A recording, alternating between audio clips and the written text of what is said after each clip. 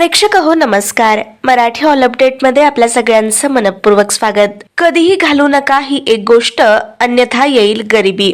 मित्रांनो, बऱ्याचदा आपण कोणत्या वस्तू घालतो, वापरतो यावर देखील आपलं भवितव्य दडलेलं असतं. तर आजच्या भागामध्ये आपण रुद्राक्ष घालण्यासंबंधीचे फायदे आणि तोटे पाहणार आहोत. सगळ्यात महत्त्वाची गोष्ट म्हणजे जे रुद्राक्ष आपण घालतो ते मूळ स्वरूपाचे किंवा ओरिजिनल खरे असणं फार गरजेचं आहे. आजकाल बाजारामध्ये डुप्लिकेट रुद्राक्ष देखील हुबेहूब रुद्राक्षासारखे दिसणारे सहज मिळून जातात.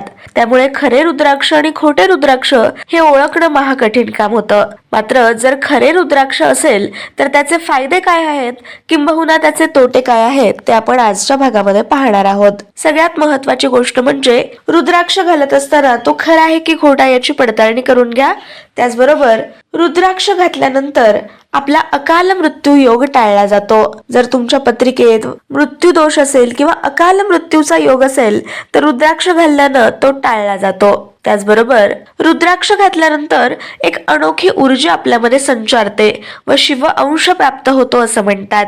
जर तुम्ही खरा ओरिजिनल रुद्राक्ष घातला असेल तर शिव ऊर्जा, शिव संचारण आपल्या शरीरात होतं, ज्यामुळे सतत पॉझिटिव्ह विचार केले जातात. त्याचबरोबर रुद्राक्ष घातलेल्या व्यक्तीने कधीही तुळशीला स्पर्श करू नये, कारण तुळस आणि रुद्राक्ष या दोघांमध्ये शत्रुत्वाचं नातं आहे. कारण तुळशीच्या पतीचा वध हा रुद्राक्षानं केलाय असं म्हटलं जातं. त्यामुळे त्या दोघांमध्ये शत्रुत्वाचं नातं आहे. त्यामुळे कधीही रुद्राक्ष घातलेल्या व्यक्तीनं तुळशीला स्पर्श करू नये. त्याचबरोबर रुद्राक्ष घातलेल्या व्यक्तीला कधीही तुळशी माळ घालता येत नाही. रुद्राक्ष घातलेल्या व्यक्तीनं कधीही मांस, मदिरा यांचं सेवन करू नये. रुद्राक्ष घातलेल्या व्यक्तीनं कायम सदाचारी आणि विवेकानं राहिलं पाहिजे, किंबहुना ती ऊर्जा त्या व्यक्तीकडे प्राप्त होत असते. तर आजचा हा भाग कसा वाटला ते आम्हाला नक्की सांगा आणि अशाच नवनवीन अपडेटसाठी मराठी ऑल अपडेटला सबस्क्राईब करा.